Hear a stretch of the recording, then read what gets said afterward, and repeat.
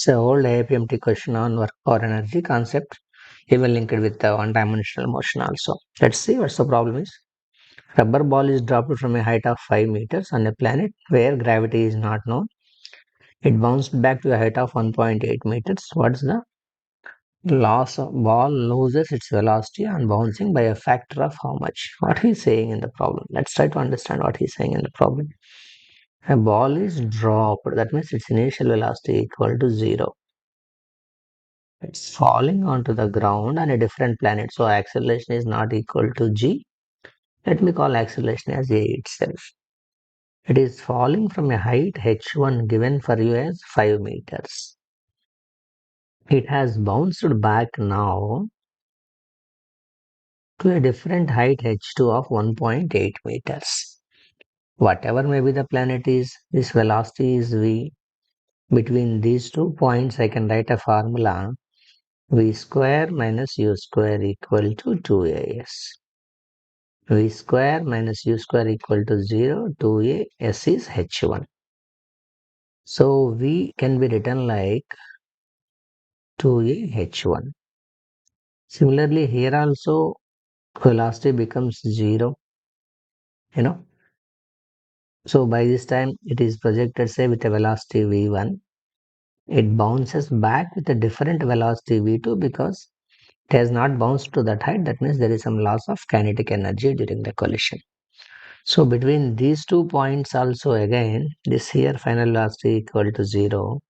I can write the same formula, v dash square minus v2 square equal to 2 minus a into h2 because it's going up against the gravity now. V dash square is 0 here. Here v2 square equal to minus 2a h2. So v2 equal to 2a h2. Same formula like v equal to root 2gh kind of a formula. Now what do you want to calculate is the ball loses how much velocity in a bouncing factor. So what he is asking is loss of velocity when compared with the original velocity. So what he want is v1 minus v2 by v1. I shall not say v2 minus v1 because v1 is bigger actually. In the place of v1, I can write this root 2a h1 by root 2a h1. Root 2a can be cancelled. Root h1 minus root h2 by root h1. Divide that, root h1 by root h1 becomes 1 minus root h2 by root h1. That's the fractional change in the volume to its fractional change in velocity to its original velocity. That's what he wants you to calculate. So I can substitute the data now. 1 minus root of h2 is 1.8 by h1 is 5, right? So if you calculate this value, it is under square root of 0.36. That is 0.6 out of the square root, that is 0.4, that is 4 by 10.